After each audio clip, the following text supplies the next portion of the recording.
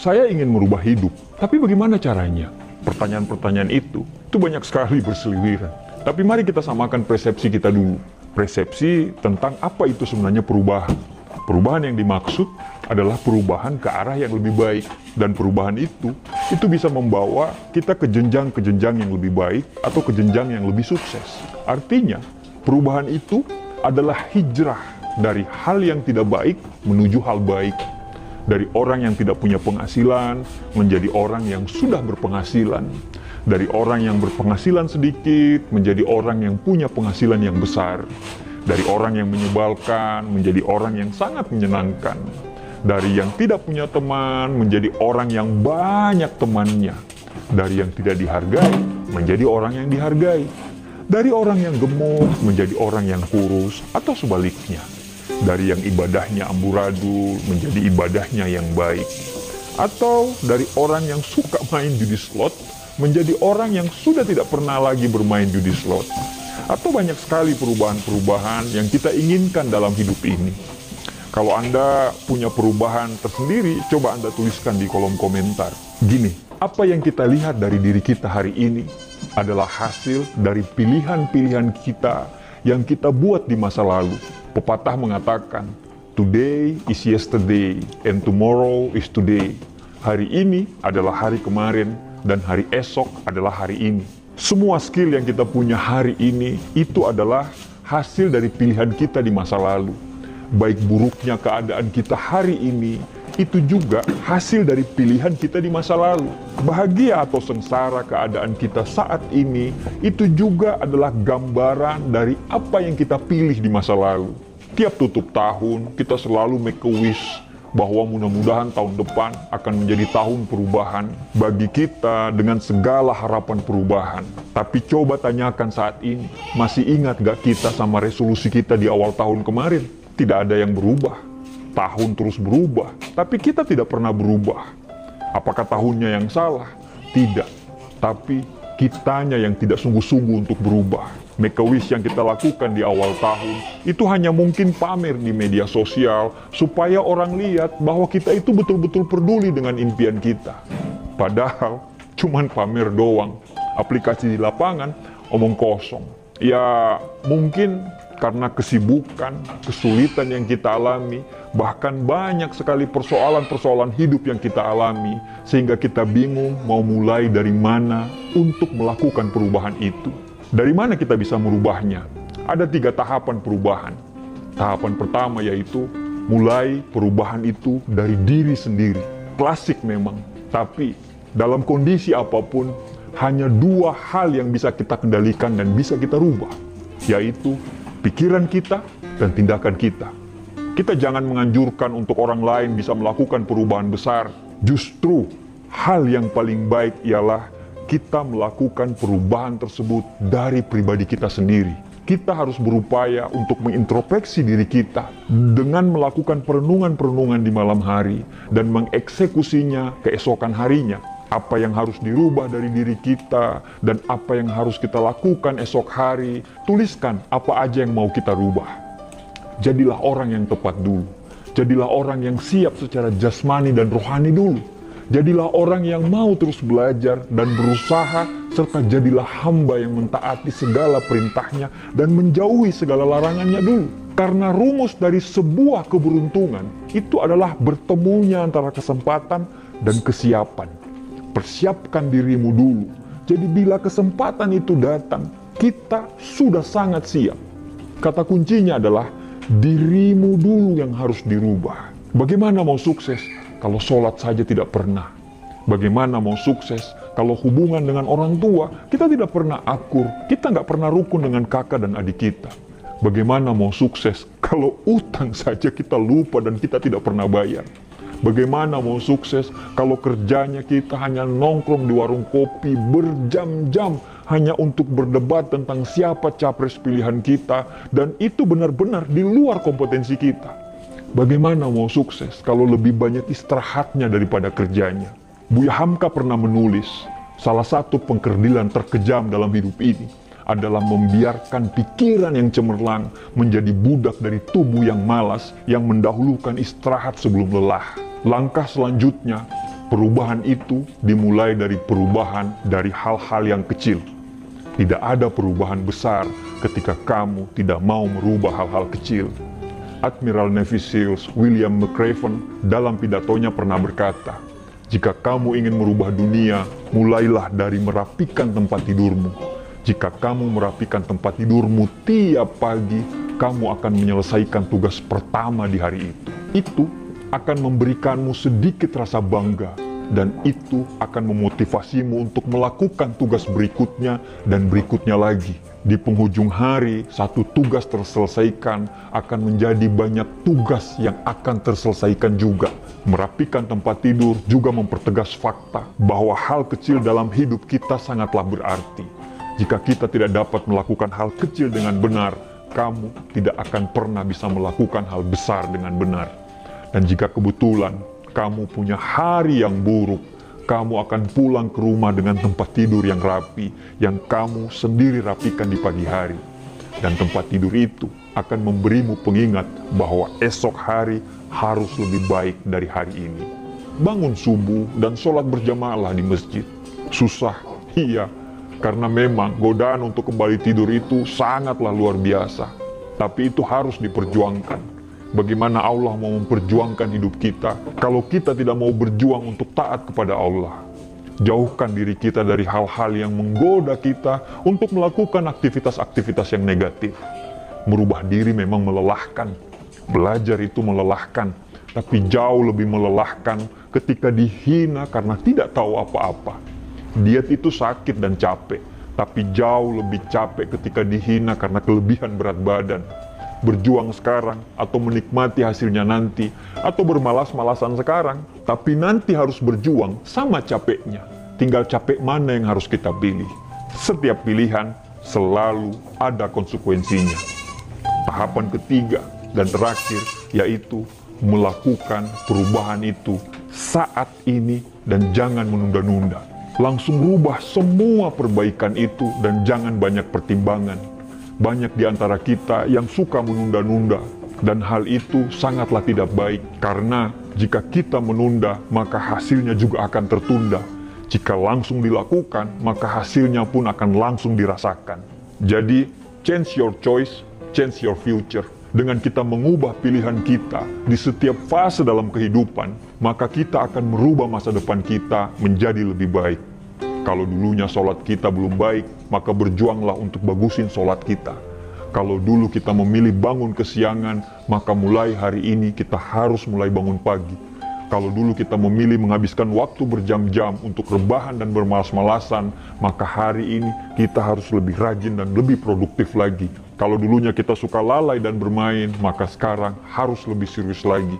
Jangan sampai kita termaksud orang-orang yang menginginkan perubahan besar dalam kehidupan kita, tapi kita masih saja melakukan hal-hal yang sama tanpa mengubah pilihan itu sendiri.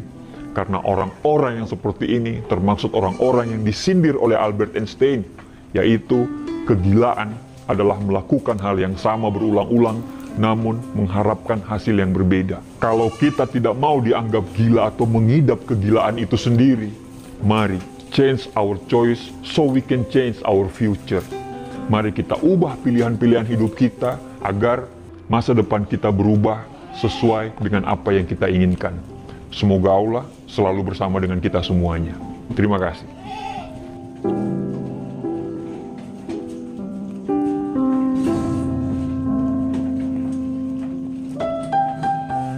Semua manusia itu dikasih waktu yang sama oleh Tuhan. Waktu yang dikasih pada semua manusia adalah 24 jam per hari. Semuanya sama, tanpa terkecuali. Elon Musk dan Bill Gates itu nggak mungkin kan punya waktu 29 jam per hari. Jadi semuanya sama.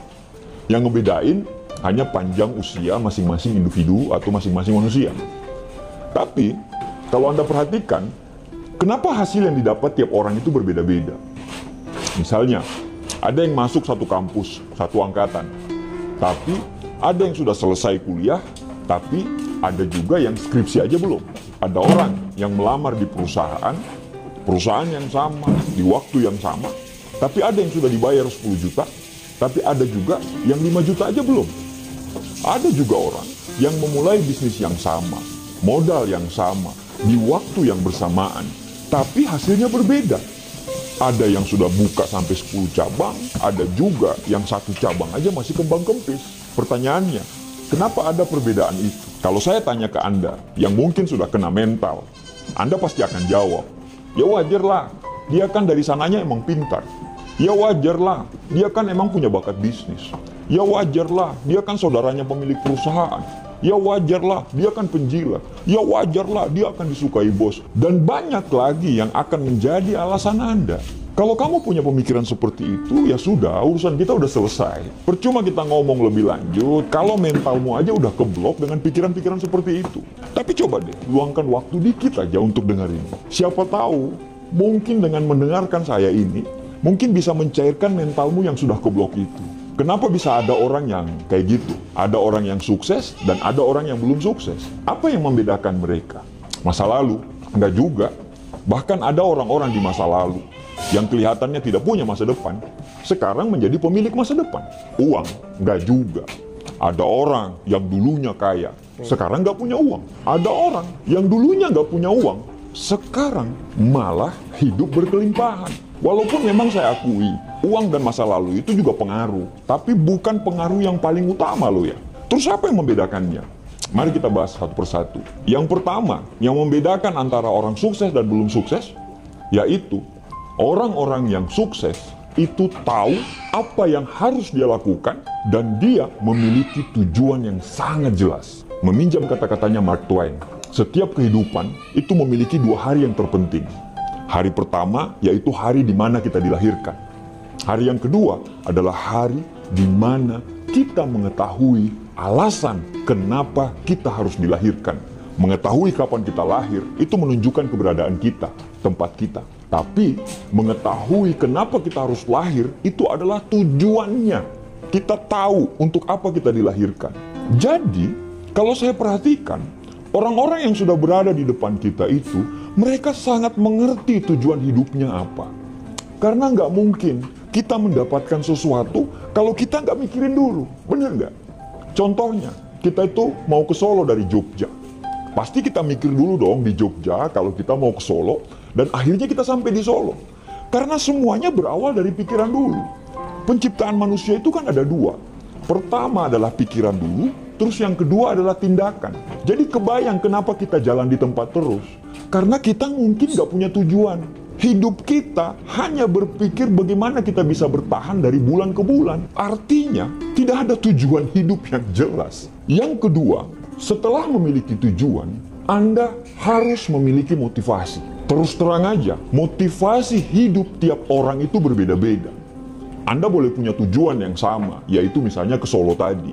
Tapi level motivasi pasti berbeda. Bisnis boleh sama, kerjaan boleh sama, skill boleh sama.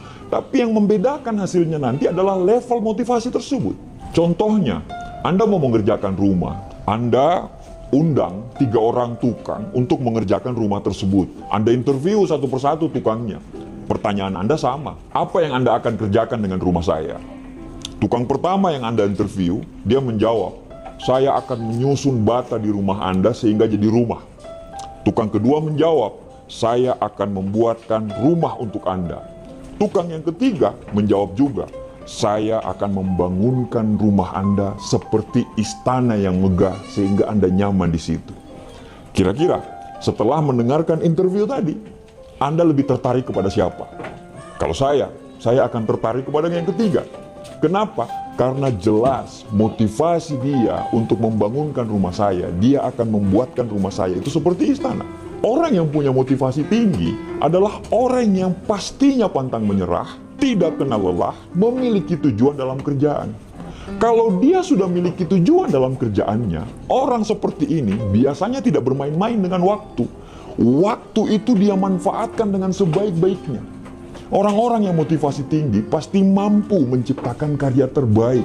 Dia pasti mampu membagi waktu dan menjaga keseimbangan antara pekerjaan, keluarga, dan lingkungan sosialnya.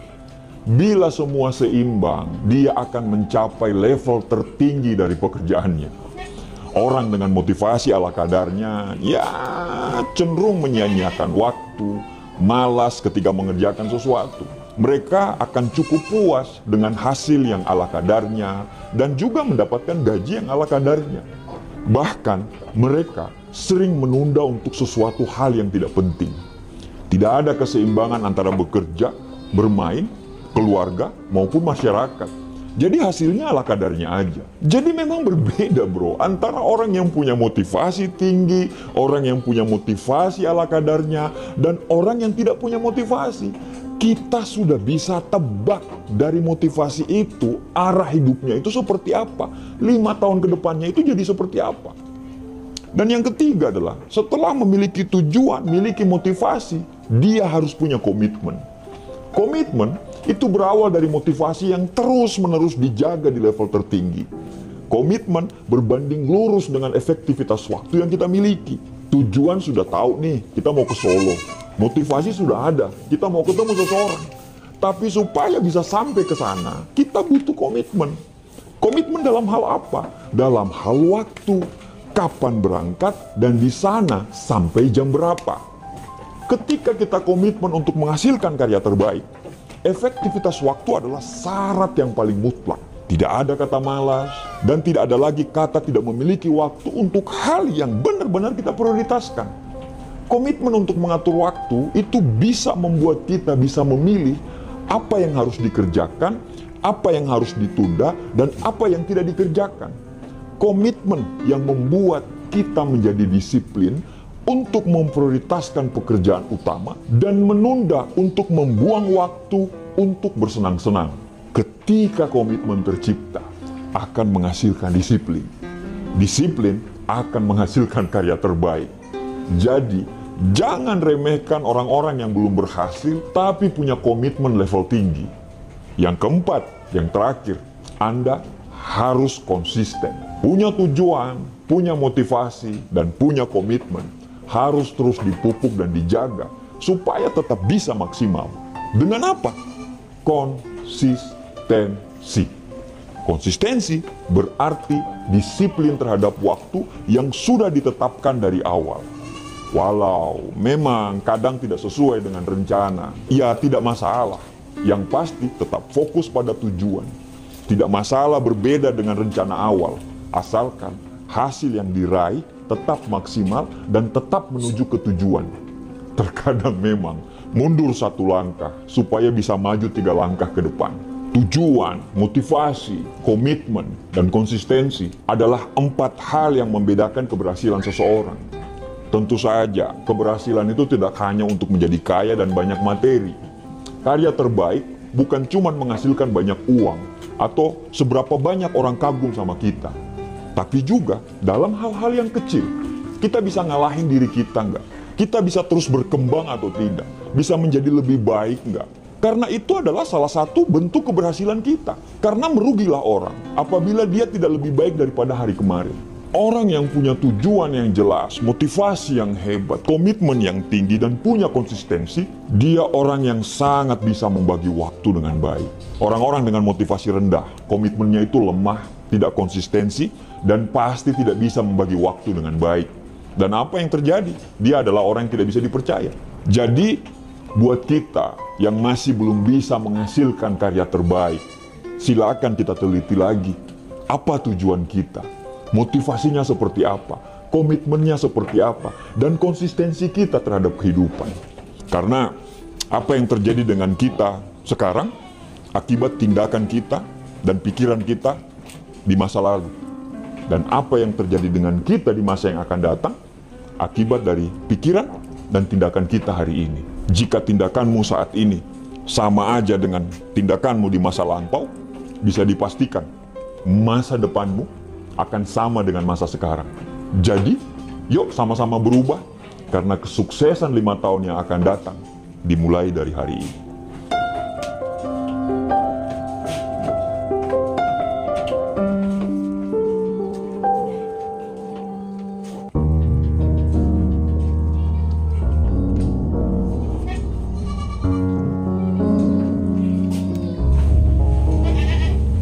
Mendengar kata disiplin, kayaknya kata itu adalah sebuah kata yang sangat menyeramkan dalam pikiran kita, apalagi untuk anak-anak sekarang. Kenapa demikian? Karena menurut mereka, dengan disiplin justru akan mengganggu kesenangan-kesenangan yang ada pada diri mereka sekarang. Ada benarnya juga apabila cara pandang kita memandang dalam kacamata jangka pendek. Karena kesenangan-kesenangan yang dimaksud adalah kesenangan-kesenangan yang bersifat sementara. Tapi sebenarnya, menurut Stephen Covey, disiplin itu justru membebaskan, bukan mengekang. Sebagai contoh, kalau kita sekarang belajar bahasa Inggris, yang pastinya dalam proses belajar tersebut membutuhkan waktu dan disiplin. Di masa yang akan datang, justru bahasa Inggrismu itulah yang akan membuatmu bebas ngobrol dengan semua orang di seluruh dunia ini, tanpa batas. Jika hari ini kita disiplin dengan pola makan, kedepannya kita akan bebas dari penyakit dan obesitas, serta lebih gampang bergaul karena kita lebih percaya diri pastinya. Kita lebih sehat daripada temanmu yang tidak menjaga pola makan. Dan sekarang, mungkin dia sudah terkena penyakit diabetes. Bukan cuma itu, orang-orang yang disiplin, itu hidupnya lebih gampang. Karena keteraturan-keteraturan yang dia buat. Misalnya, dia disiplin bangun subuh. Pada saat ke kantor jam 7, dia pasti lebih santai. Bisa sarapan dulu, mengingat-ingat apa yang harus dikerjakan. Jadi, pada saat dia ke kantor, dia lebih maksimal dalam pekerjaannya. Dan yang pasti, dia lebih prepare. Anda tahu rumus keberuntungan? Keberuntungan adalah bertemunya antara kesempatan dan kesiapan. Orang disiplin akan lebih gampang bertemu dengan nasib baik dan keberuntungan. Orang yang gak disiplin, yang tidur dan bangun semaunya. Ketika bangun pagi mau ke kantor, semuanya serba buru-buru. Kalau orang Jawa bilang kemerungsung. Dan apa yang terjadi dengan orang yang suka buru-buru? Dia lupa sarapan. Bahkan ke kantor gak mandi, bajunya mungkin belum disetrika. Dan pada saat dia ke kantor, dia datang sebagai orang yang tidak siap kerja. Banyak orang yang mungkin menganggap disiplin ini sebagai sesuatu yang mengikat dan membatasi kebebasan. Namun, sebenarnya disiplin itu bukan pembatas, melainkan justru sebagai alat yang akan membebaskan kita. Disiplin sangat membantu kita untuk menjadi manusia mandiri dan kita dengan gampang sekali memegang kendali kehidupan. Disiplin itu butuh energi, tapi malas juga butuh energi. Dan ternyata, menurut penelitian, energi yang dikeluarkan saat kita malas itu lebih besar daripada energi yang kita keluarkan pada saat kita disiplin. Orang yang jarang berolahraga akan lebih sulit bangkit dari tempat tidurnya ketimbang orang yang memang sudah terbiasa berolahraga. Mereka akan dengan gampang bangun dan kemudian mereka berlari. Suatu aktivitas jika sudah menjadi habit keseharian itu akan lebih mudah mengerjakannya karena aktivitas itu berjalan secara autopilot. Seperti dulu waktu kita berada di bangku sekolah, kita bangun jam 5, lalu pergi mandi, bersiap-siap sarapan, dan akhirnya kita berangkat ke sekolah. Kita melakukannya seakan-akan proses tersebut berjalan secara autopilot, dan bagi kita semuanya jadi biasa aja, nggak ada yang susah. Di satu sisi memang ada keterpaksaan di situ. Kenapa? Karena kalau kita terlambat masuk sekolah, kita akan dihukum. Namun, hal itulah yang akhirnya membuat aktivitas pagi kita menjadi sangat biasa. Dan ternyata, membiasakan sesuatu secara disiplin agar menjadi habit sangat mungkin untuk menghabiskan energi yang lebih sedikit daripada hanya bermalas-malasan. Orang yang bermalas-malasan, dia tidak tahu apa yang harus dia lakukan, dan dia sangat mudah bosan. Dan yang pasti benar-benar menghabiskan energi. Berbeda dengan orang yang sudah tahu apa yang harus dia lakukan. Dia akan dengan gampang menentukan apa yang harus dia lakukan ke depannya. Belajar menguasai disiplin memang tidak mudah karena harus membangun kebiasaan baik agar terbiasa disiplin. Tapi kalau kita mau sukses, nggak ada kata lain. Kita kudu wajib mesti harus disiplin. Karena tidak ada orang yang ahli, profesional, dan sukses di bidangnya itu bukan orang yang disiplin. Bener nggak? Orang yang disiplin itu akan lebih dihormati banyak orang karena dia menghargai waktu. Meskipun terkadang sulit untuk mengontrol kebiasaan kita untuk menunda sesuatu, tapi disiplin dapat dipelajari melalui hal-hal yang kecil. Untuk menjadi disiplin, itu butuh konsistensi untuk mengendalikan tindakan, perasaan, dan emosi kita. Misalnya saat bekerja, kita pasti memiliki aturan jam masuk dalam kerjaan yang harus kita patuhi. Maka, disiplinlah untuk berangkat lebih awal. Bagi mereka yang belum disiplin, coba praktekkan langkah-langkah sederhana ini. Karena di mana-mana, langkah pertama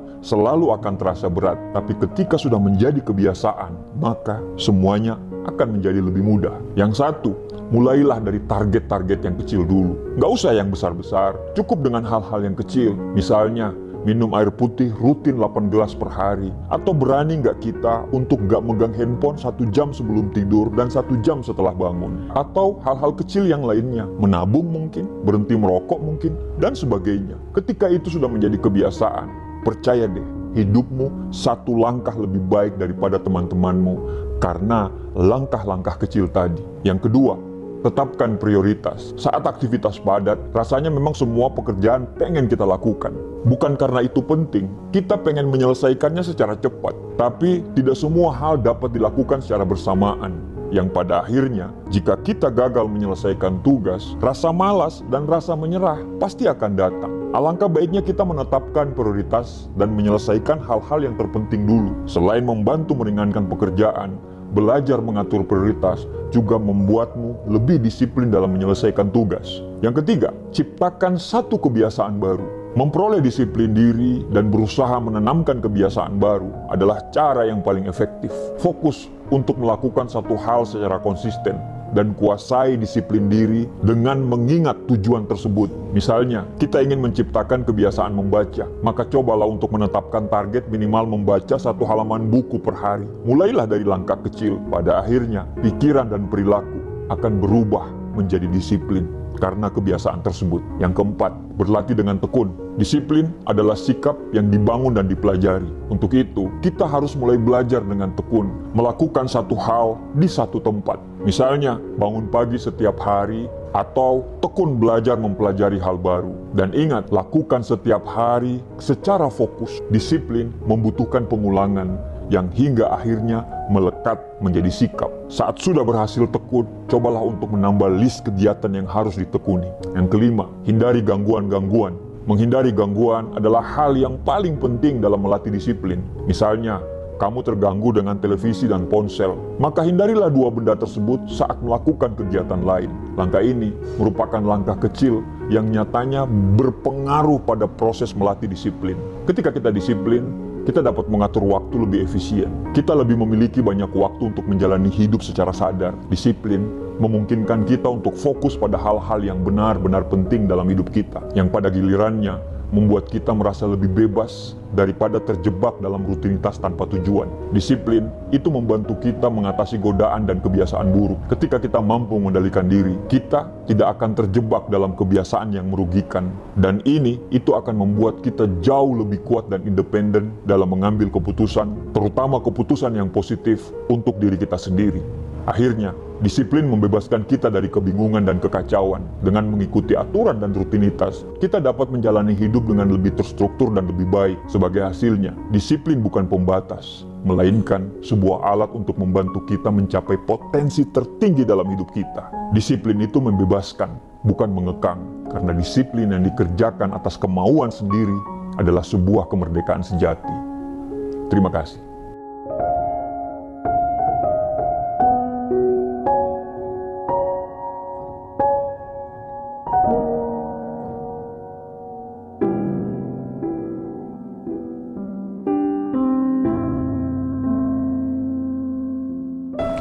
Sangat manusiawi memang, ketika kita punya nilai rendah, kita mencari teman-teman yang punya nilai rendah juga. Saya ingat, waktu saya kuliah dulu, kalkulus saya pernah mendapatkan E. Itu true story loh. Terus ditempel di papan pengumuman. Dulu masih pakai papan pengumuman, dan nilai-nilai mahasiswa itu ditempel di papan pengumuman. Yang saya cari, bukan orang-orang yang punya nilai A, tapi yang saya cari adalah orang-orang yang sama-sama punya nilai E. Ketika saya menemukan ada beberapa orang juga yang punya nilai E, saya merasa tidak bodoh sendiri ternyata. Tapi kalau saya tidak menemukan teman-teman yang nilai E juga, mungkin hari itu adalah hari berkabung nasional bagi saya. Karena menurut saya, saat itu saya adalah orang yang paling bodoh di dunia.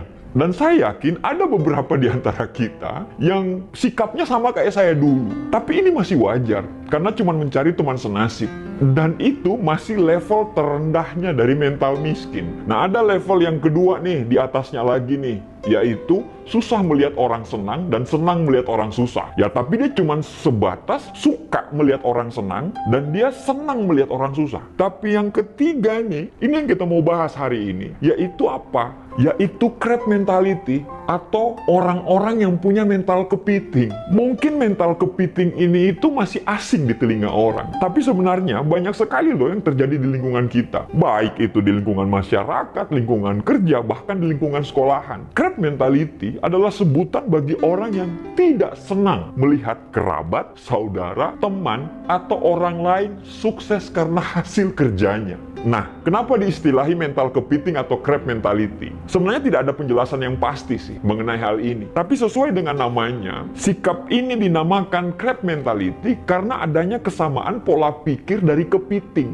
Ketika berada di sebuah tempat yang sesak, taruhlah sebuah ember. Ketika ada kepiting yang ingin keluar dari tempat sesak itu, kepiting yang lain itu akan narik kepiting tersebut untuk keluar. Jangan sampai dia keluar dari ember. Memang, menurut sebuah penelitian, tujuan kepiting ini sebenarnya baik karena mereka ingin menyelamatkan teman-teman mereka biar tidak termakan predator di luar. Namun, sikap tersebut kalau diimplementasikan dalam kehidupan sehari-hari manusia, itu cenderung negatif. Sikap crab mentality di manusia ini diartikan sebagai sikap iri terhadap pencapaian seseorang, di mana orang itu berusaha untuk menghalangi seseorang untuk meraih sebuah kesuksesan. Contoh nih, Budi ingin belajar giat supaya besoknya dia bisa mengerjakan soal-soal ujian dengan baik. Tapi si Joni dengan berbagai macam cara, dia berusaha untuk menghalangi si Budi itu supaya tidak belajar. Karena dia tidak ingin cuman sendiri mendapatkan nilai buruk, walaupun dibungkus dengan kata-kata solidaritas. Crab mentality pada dasarnya merupakan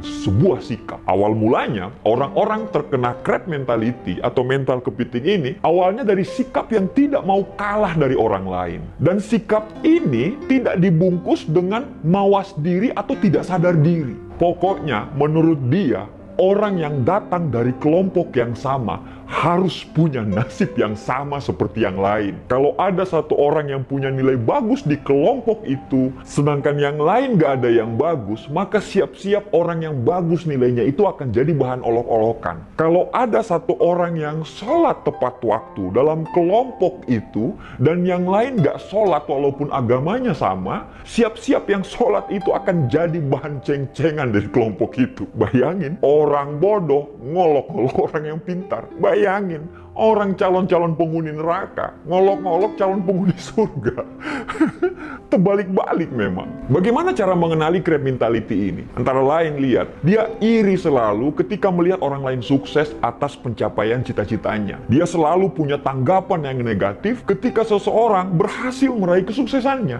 Jiwa kompetitifnya itu terlalu berlebih. Jiwa kompetitifnya itu overdosis. Sampai saking overdosisnya menimbulkan sikap menjatuhkan apapun caranya. Yang berikutnya, dia punya pola pikir, jika saya tidak bisa, maka seharusnya Anda juga tidak bisa. Ciri berikutnya, dia beranggapan bahwa keberhasilan yang diraih oleh orang lain itu sebuah keberuntungan atau privilege, bukan karena usaha sendiri. Yang berikutnya, dia selalu meremehkan usaha orang lain dalam mencapai kesuksesannya. Coba Anda lihat semua ciri-ciri di atas. Ada nggak yang menjadi ciri-ciri kita? Kita ngomong, teman kita toksik, padahal kita lebih toksik. Nah, bagaimana cara mengatasinya? Yang pertama adalah kita selalu optimis. Optimis ini adalah cara untuk meyakinkan apa yang kita kerjakan itu sudah pada track yang benar. Yang kedua, kita selalu berpikir positif bahwa segala sesuatunya bisa kita selesaikan. Yang berikutnya, tanamkan pikiran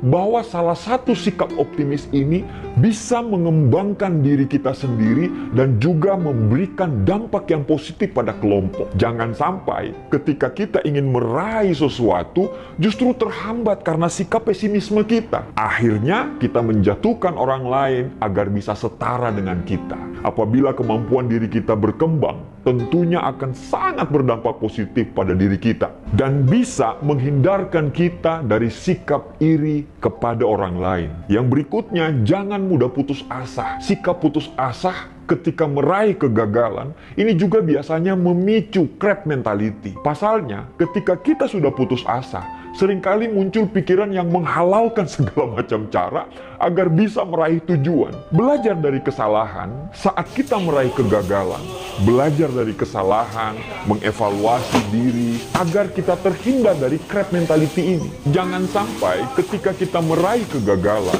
justru menyalahkan orang lain atau justru membuat kita berhenti untuk meraih sesuatu. Dengan kita mengevaluasi diri kita, kita akan selalu tahu di mana letak kelemahan kita Sehingga ke depannya kita bisa mencapai sesuatu dengan cara yang lebih baik, dengan cara yang elegan, dan dengan cara yang terhormat. Yang berikutnya, mencari teman kelompok yang lebih suportif dan hindari lingkungan toksik. Kelompok yang lebih suportif sangat penting bagi mental kita dan untuk tujuan kelompok itu sendiri. Karena lingkungan yang positif itu sangat penting bagi kehidupan kita. Biasanya, seseorang bisa berubah sikapnya karena terbiasa dengan lingkungannya. Dengan kelompok yang suportif ini, bisa menghindarkan sikap-sikap yang tidak ingin orang lain sukses di antara anggota kelompok itu. Nah, sekarang, bagaimana caranya menyikapi teman yang memiliki crab mentality atau mental kepiting ini?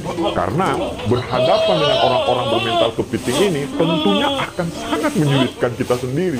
Apalagi untuk berkembang dan meraih cita-cita kita.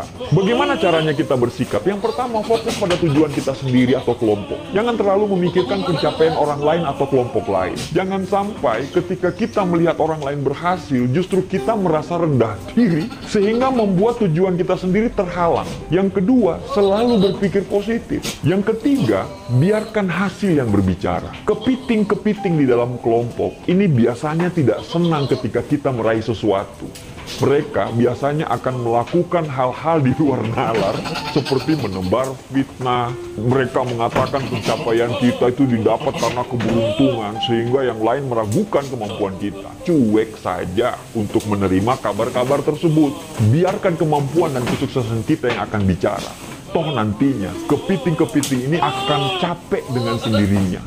Pokoknya, cara menyikapi teman kita yang punya mental kepiting ini adalah tinggalin, lupain, dan bangun mimpi dan tujuan kita sendiri. Ingat, kalau semua mimpimu dan kesuksesanmu dicapai, si mental kepiting ini tidak akan pernah lagi sanggup untuk menarikmu masuk ke dalam ember lagi. Demikian, semoga bermanfaat. Terima kasih.